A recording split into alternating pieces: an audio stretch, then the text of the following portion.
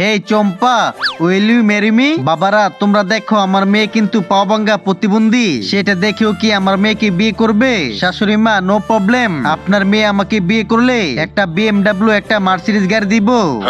শাশুড়ি মা আপনার মেয়ে আমাকে বিয়ে করলে আপনার মেয়েকে আমি গাড়ি শোরুমে লিখে দিব।